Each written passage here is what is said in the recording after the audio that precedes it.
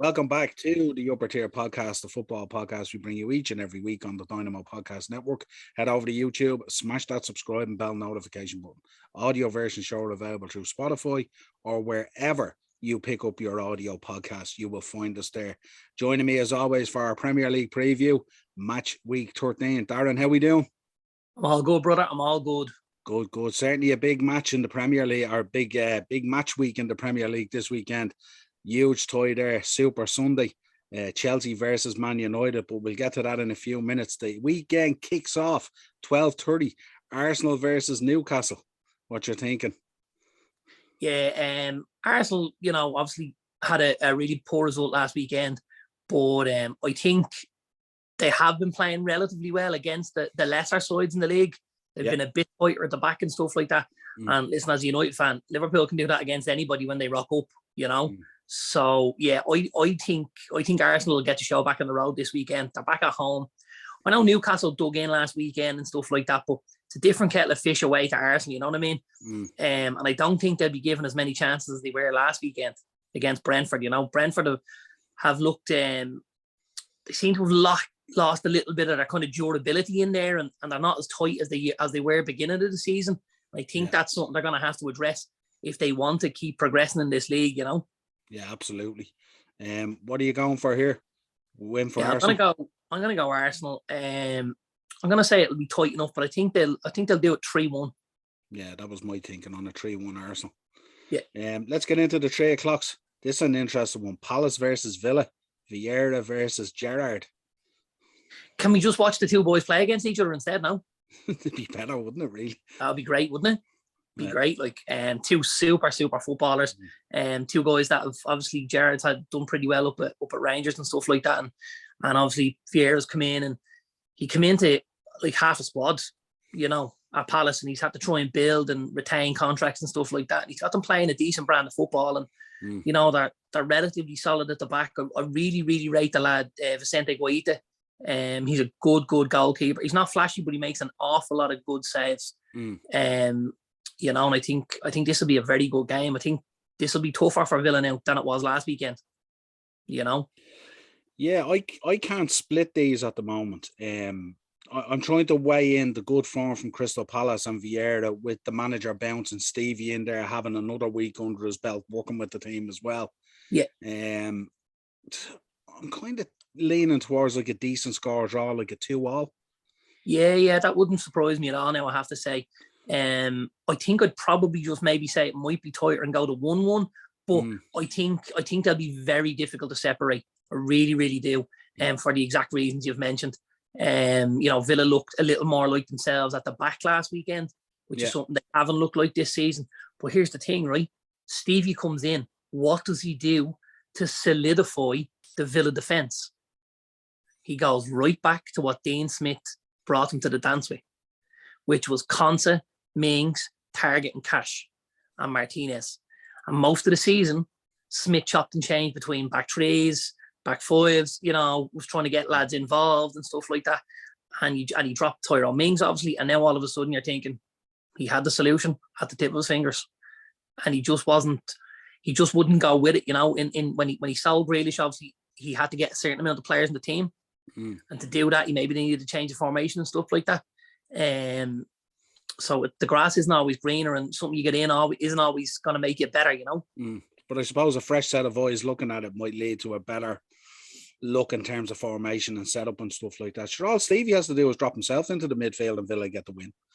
Pop him in there. Yeah. So you're going 1-1. I'm going 2-2. Yeah, I think I'll go 1-1, man. Yeah. The other 3 o'clock, which I'm hesitant to say, Liverpool versus Southampton. I'm thinking a Liverpool win all day at Anfield, but this is our opportunity. The door is slightly open where we get to play first, and City and Chelsea are playing on Sunday. And in the past, we haven't necessarily taken advantage of that, as you know. But I'd expect us to run out winners. I'm thinking like 3-1 maybe against Southampton.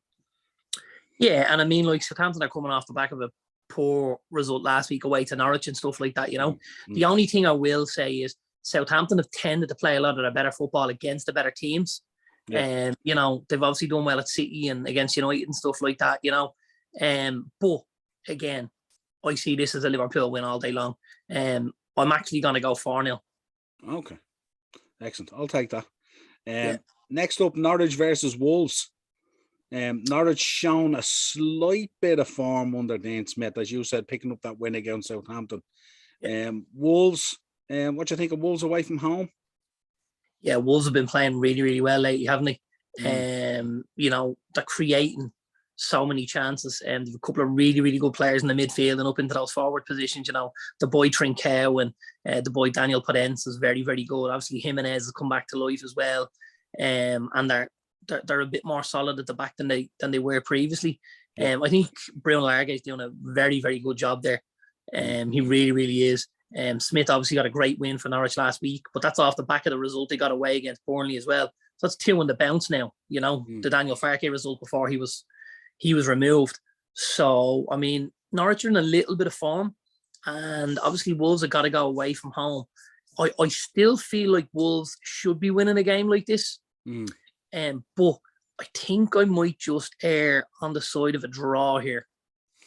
Yeah, I suppose with Norwich, if they've any aspirations of staying in the division, these are the games where they have to pick up the points, isn't it? Yeah, absolutely. Because there's not much else in it for them. But I'm thinking, do you know something? I'm going to stick with Norwich. I'm going to get Norwich to get the hat-trick. So I'm going to stick with Norwich and hope maybe that Dean Smith bounce keeps on going. Yeah. Rounding out the evening game, this is a really interesting one now. 2 managers here under a lot of pressure at the moment. Brighton versus Leeds is the 5:30 kickoff, the tea time kickoff. No doubt Potter and Bielsa both under serious pressure at the moment, both in a very bad run of form at the moment. Yeah, they're both in really, really poor runs of form. I think for Brighton, obviously they had such a good start to the season. You're probably going through a leveling out period, maybe where you're not going win, win, win. Now, obviously, they struggle to pick up any result at all. I still think they're tight enough at the back. You know, I think, again, like last season, Brighton's issue is going to be hitting the back of the net. They seem to get a lot from set pieces and stuff like that. And when they dry up from time to time, anything from open play can be pretty quiet. But I think Leeds as well, like, you know, Leeds, obviously, not only are they conceding goals, but they're not maybe creating as much, and they've no one really there to put the ball in the back of the net. Like, I watched the Spurs game last weekend, and while they had an awful lot of play, they didn't seem to create what you would call gilt-edged chances. And Spurs were able to kind of weather that sort of a storm, get on top a little bit, create a couple of chances themselves, and nick the win and stuff like that. I'd say we'll see something very similar to that this weekend. I'd say Leeds might be plucky and they might get in about Brighton and stuff like that. But I think Brighton are probably just going to have too much quality here for Leeds. And I see our friend Graham Potter getting back on the road this weekend. The W, yeah. I'm thinking the same Brighton as well. I think Leeds, they've been shocking on the road as well, you know. And I just think, as I said the other night on another episode, I said Leeds walking onto the pitch now, they have to at least score 2 to try and get 3 points because they're leaking goals so badly at the moment. And you just know in every single game they're going to concede, and until they address that, they're going to have serious problems in the league. So I see a Brighton win here. Don't see it as comfortable. I still see both teams to score, so I think something like a 2-1 or something like that. But I think 2-1 Brighton as well as what happened to Leeds last week. Same result, 2-1 Brighton. Yeah. But I think Brighton will create a number of chances. So the scoreline may not reflect the game, if you like. And I think Meslier probably needs to have a huge game, and he probably will. But that's kind of the way I see it going. Yeah, very good keeper. Keeper, I like the kid, I have to say. Yeah, just has 4 space invaders in front of him, basically, like just blasting them all the time. Very, very poor. I mean, especially when you consider you've one of the best defensive midfielders in the league in front of them, in Calvin Phillips. Like, he's so good. He's great with the ball at his feet. He's, you know, you've seen obviously the tactic last week was they put a man-to-man marking on Harry Kane. And he kept Kane out of the game for a very, very long period. You know what I mean? Because obviously Kane likes to come short and get those balls and play them in around the sides for Moore and for Son to get onto with the pace and stuff like that. But he did a good job on Kane. You know, I just think it's very, very difficult when, you know, looking at that team last week, there's probably 3-4 at a push of those lads that you think are really, really decent players and are pulling in a good direction. But like, there's so many, you know, bit part players around the squad at the minute with the injuries and stuff like that, it's making it very difficult for Leeds, you know. I think you've mentioned it before on other episodes as well, haven't you? The 2 centre-backs are way off the level that's required. way Yeah, off the level. absolutely. If you're going into the Premier League and you're looking to survive, you've got to have, and that's where I probably feel Norwich are in trouble as well. I think the boy Grant Handy's very, very poor. I'm not a massive fan of the boy Ben Gibson, but I think he's better than Hanley. Like in the fullback positions, obviously they got Williams and Aarons, which are okay. But again, they're going to look to be on the offensive rather than the defensive. And when you're a team that are down the bottom of the league, that's not going to work for you, is it? No. Let's move on to Sunday then. The 2:00, some interesting ones. Two other managers, as you mentioned already, that have a bit of work to do. Brentford versus Everton is the first 2:00. Everton on a very poor run as well. Can't seem to find a goal at the moment. Calvert-Lewin gone. Yeah, Calvert-Lewin's out, and obviously, I think Richarlison suspended this weekend. Is he? If I'm not wrong. I think so. Yeah.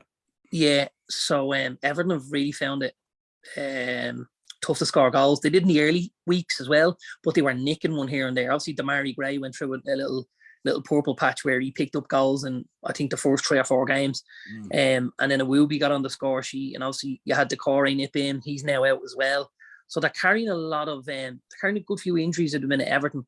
And I think what's coming in to replace them isn't quite where it needs to be. You've got obviously Solomon Rondon, who really hasn't hit the ground running at all. The boy Anthony Gordon's come in. I do like him. I think he's a good footballer, but I think he needs games rather than, you're relying on a guy like that. To be honest with you, I could probably see Brentford winning this because they're going to score more than Everton. And I think in a straight shootout, I think that'll be enough to get them over the line here.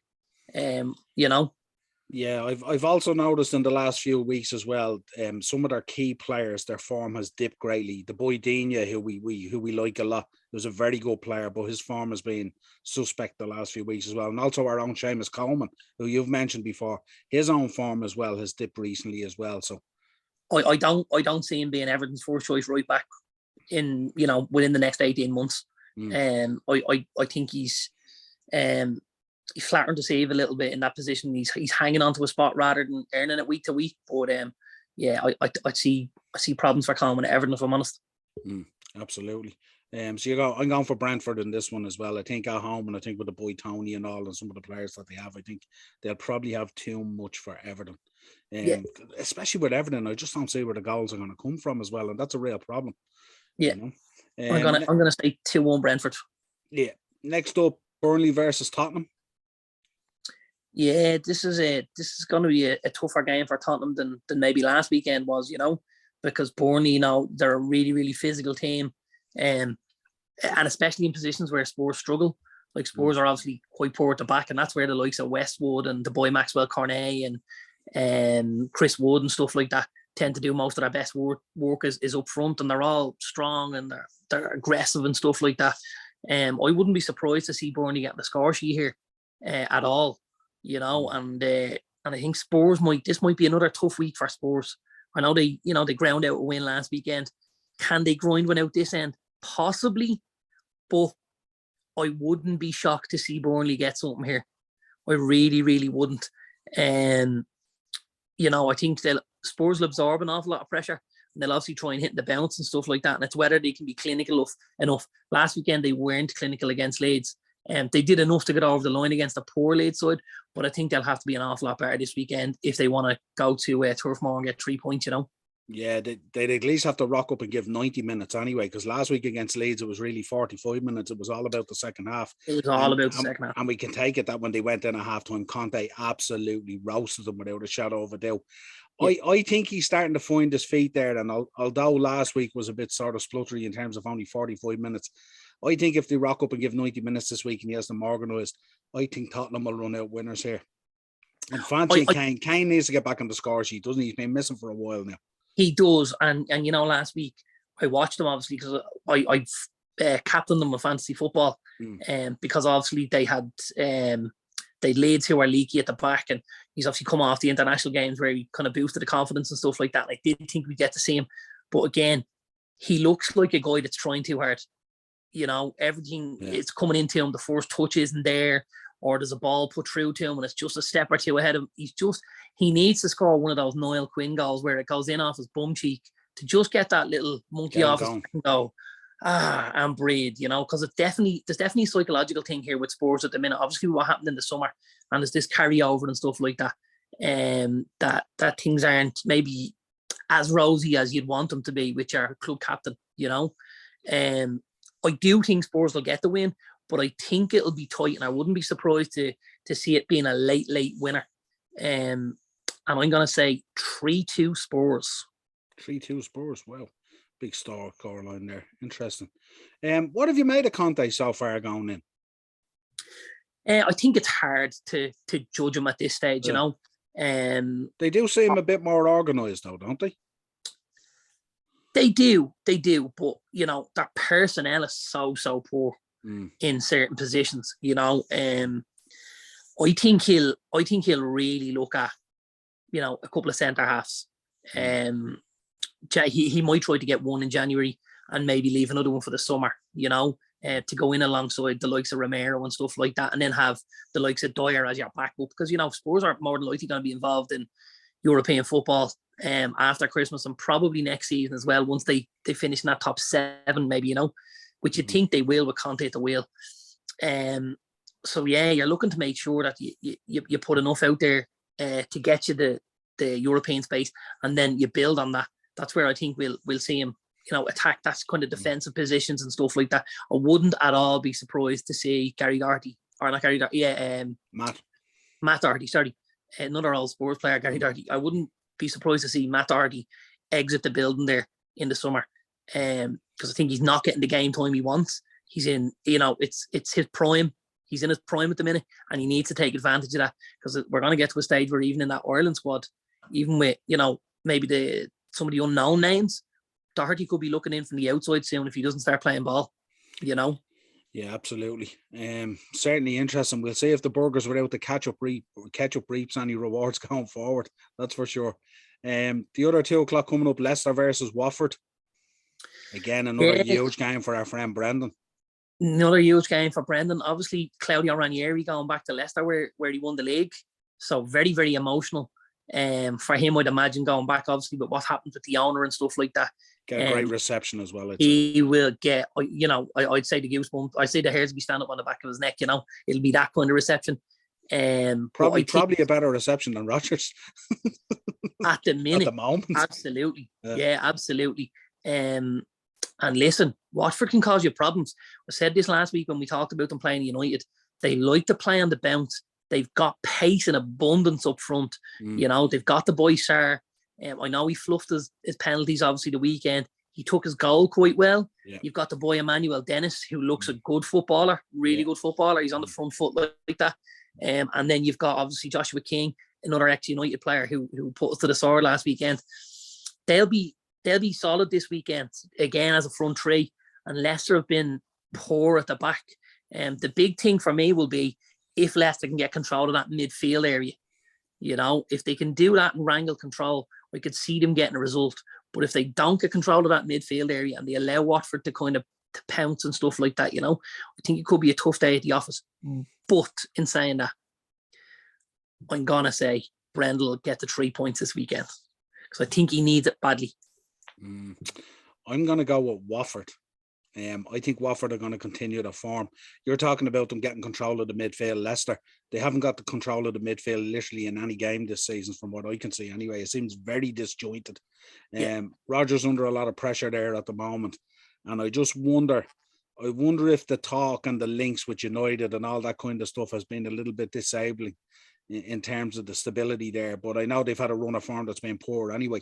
But I don't know. I think Wofford, their back line has been a little bit suspect as well. Leicester, hasn't it, as well? And I think Wofford, with the power that they have up front, I think it could be a bad day for Leicester at the office again. So I'm going to go Wofford 2-1. Right. And I'm going to say 2-1 Leicester. Okay, so we'll be both watching that on Saturday. We'll back the draw, so will we? And none of us are right. The last 2 o'clock, Man City versus West Ham. Absolutely brilliant fixture. Yeah, it's a big game. Obviously, City will be buzzing after last night's result in the Champions League. Big result from them at home against PSG. You know, and like, really, it could have been a couple more, if I'm honest. They were better than the 2-1 even. You know, they really dominated a lot of the game there and created chances and stuff. West Ham last weekend is a big dent for them, wasn't it? Going away and losing the Wolves like that. Yeah. This probably isn't the fixture you'd want after being struggling to beat Wolves last weekend. And obviously West Ham are in Europa action this evening, aren't they? Yeah. So again, these Thursday nights can be tough on teams. I know they're almost guaranteed a passage through to the next round in this Europa. So I'd imagine he'll rest a couple of players tonight, but I still think Sunday's going to be maybe a step too far for West Ham. I'm gonna go 3-1 City on Sunday. Interesting. I'm thinking a draw in this game. And the reason I'm thinking a draw is I think you look at Man City and they look beautiful when they're playing against teams and moving the ball around and stuff like that. But West Ham are that type of team that they'll bully you and press you. So you don't kind of necessarily get that time. Yeah. And I just think that creates difficulty for Man City at times when they go up against a team that's really hot on them and stuff like that, harassing them and pressing them all the time and stuff like that. And I think the physicality of West Ham as well could cause them a problem as well. So I'm going with a 1-1 draw.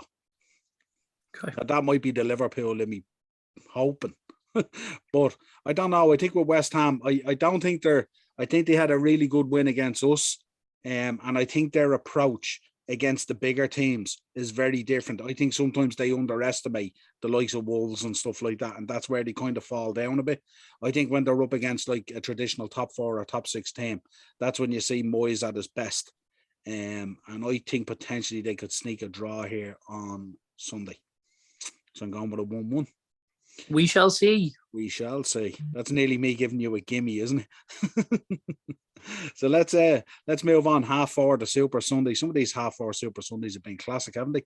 But Chelsea versus Man United at the Bridge. Now, obviously, we're going to be doing a big preview of the game on the Chelsea Roar with Ian. But thoughts on the game initially, anyway? Yeah, definitely keep your eye out for that Chelsea Roar with Ian. Myself and Ian will have a good debate there, I'd imagine. Oh, yeah. This will be tough, obviously, for United. We're not in a rich vein of form. We picked up a win last on Tuesday evening, but again, we flattered to deceive a little bit. I think there was a toss-up for man of the match between Jadon Sancho and David De Gea. And David De Gea won it. Well, he didn't win it on the official Man United app. No, but he did win it if you watch the game. Some of those saves he made were unbelievable. Yeah, and that's exactly where I'd be going with it. For me, it was De Gea all night long. Like, you can paint over cracks when Sancho scores the goal like that. It blinds fans to the fact that maybe he wasn't as good as he was. Now, listen, it was definitely the best game he's had in the United jersey, right? From a work rate point of view, from a creating point of view, and he obviously puts out with the goal as well. So it ticks a lot of boxes for fans. But like, we don't win that game the other night only for David De Gea. There's no argument there. To me, if David De Gea doesn't perform, you're losing that game 4-1. Some of those goals, that goal he saved down to his side low was an incredible save. Yeah, and he has been very, very good for us this season. And this is another game where he's gonna have to be very, very good, because Chelsea obviously steamroller Juventus the other night. Steamroller Juventus. Like, how often have you seen an Italian team get absolutely pulled apart the way they did? And I think a la City, playing without a striker might actually be helping Chelsea at the minute, because there's so much fluidity and movement in that, say, front 3 or 4 players, that they can be very, very hard to mark. All of a sudden Mount picks up the ball, he's central, then he goes wide, then he goes right. Which one of them is picking him up then? And then Pulisic is the same, Hudson-Odoi, Havertz is obviously that more focal point in the centre. But again, he picks the ball up out wide, he goes at players, he's linking play with little touches here and around the corner. I think Chelsea's pace in and around the box is going to create absolute havoc for United. I really, really do. And I think they're going to have too much for us, if I'm honest. I think especially if you look at the fullbacks, I know Chilwell looks like he might be out, obviously, with that injury picked up the other night, but Reece James is on form. He's the best right back in the league at the minute. I don't think that there's even an argument there, I know you might like to argue, but I think I said right back. I didn't say right attacking right back, No, I think the competition between both guys is wonderful, because it's bringing out the best in both of them, which is fantastic. You know what I mean? Listen, It's a flip of a coin between the two of them. They're both outstanding world-class players without a shadow of a doubt. I mean, Reece James is an absolute powerhouse, and Trent, he's just sublime with those balls and stuff like that and all, you know what I mean? And it's wonderful that we have two players at the same time, you know. It's like, I don't want to get ahead of myself, but it's like that Ronaldo Messi thing, isn't it? It's that little competition there at a world-class level for both of them, you know. I'm feeling the same here as well. I think United are going to have to surrender a lot of possession. I think Chelsea are just going to be dominant and control the game. Yeah. But it's I mean, the interesting fact would be is if United can steal a goal, and like many a team have tried. I mean, if you look at Chelsea, I was looking at their statistics the other night in their first 50 games, 34 clean sheets and 24 goals conceded. I mean, that's outstanding.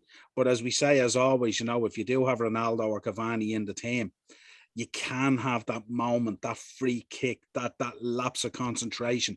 Now, how often does Chelsea's defence have a lapse of concentration?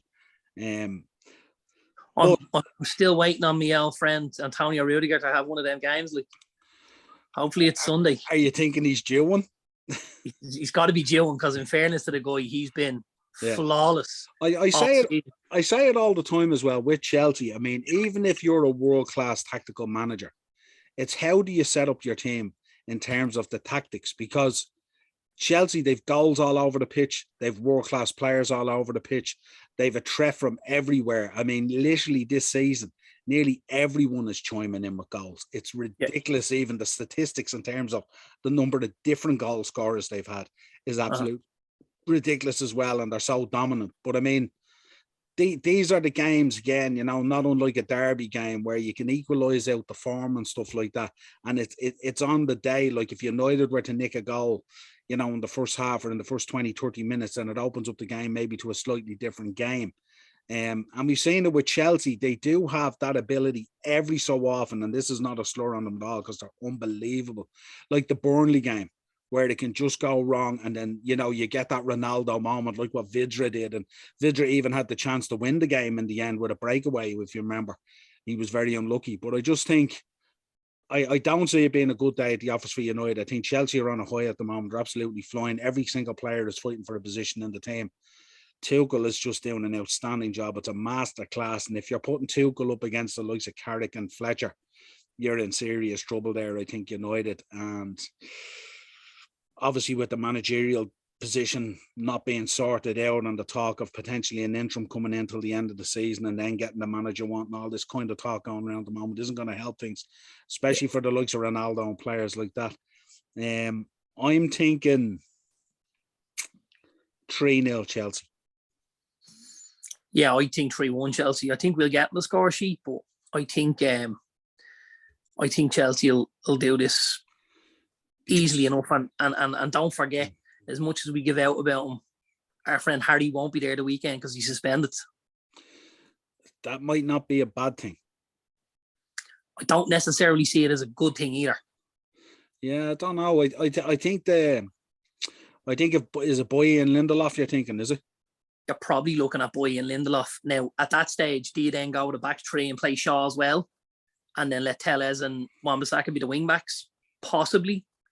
Because I don't know if I'd want to go in against Chelsea away from home with Lindelof and Boy. I think I'd prefer to go in. I think I prefer to go in away from home with Chelsea with Hogan and McCombsky, if I'm honest, man. Because at least we're not gonna be shoved off the ball by the 6.5 stone Kai Havertz, like, you know what I'm saying? But I suppose those guys, I suppose when you look at Chelsea and how they attack and how they move and stuff like that, the movement of Boy would give you a little bit more, would it, than the movement of Maguire? If he wasn't a hatchet man, maybe. Yeah. But we know he is, and he's, you know, like, I think he probably does well to see the game out on Sunday. Yeah. You know?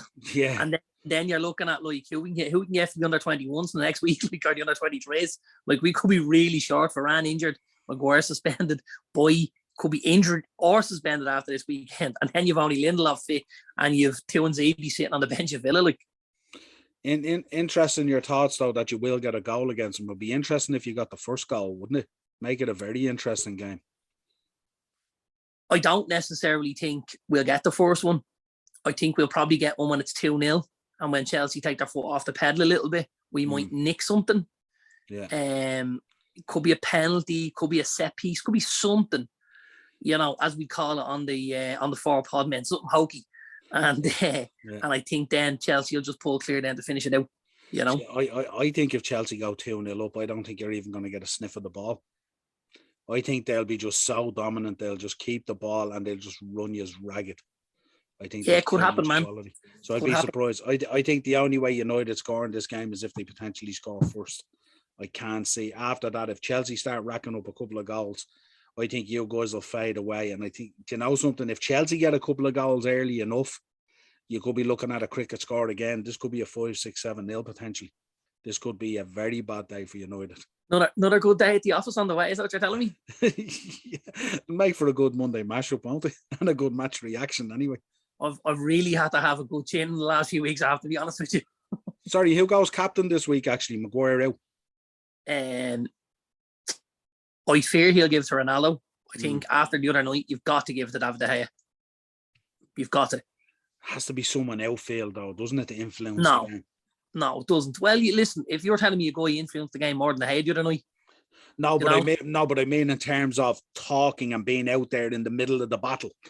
You know what I mean? No, but we've seen some of the best captains of all time have been goalkeepers, Gianluigi Buffon, Manuel Neuer, two very, very good captains for their clubs. Yeah. And led a different way. Yeah. Led when those saves were needed. They popped up and the lads went, that's our captain. He's our man. You know what I mean? Yeah. And I think you could do that with De Gea. I think you could look at him and go, you know what, this guy's here every week and he's, we'd be in a far worse place if he wasn't there. Yeah, I personally would give it to him. Yeah, it's not just in the goalkeepers union, by the way. Yeah, I think if he goes written on that with Ronaldo as well, and it goes a little bit south, you might get a lot of arm flicking and a lot of cheek blowing and a lot of that kind of thing going on, But be interesting to see. Then you've the other thing where if he goes Ronaldo, does he decide to step up with the weight of that armband on him? And he goes, you know what? Maybe I have to do a little bit more around here now. I'm, to go to the band. Carrick might be looking down. Maybe I should have given that armband to McTominay or something, I don't think he's that stupid, is he? I'm not too sure. Well, listen, until next time, a pleasure. Dynamo Podcast Network on YouTube for the videos. And as always, we're on Spotify, iTunes, wherever you pick up audio versions show, you'll get us there. This has been your Premier League preview. Match week 13. You don't want to be on Spotify when I'm looking this good, lads or ladies. Anybody. Nobody wants to be on Spotify YouTube when I look like this, man. No, it's kind of half and half. It's YouTube for you. They go Spotify for me. Till next time, my man, a pleasure. Thanks, brother.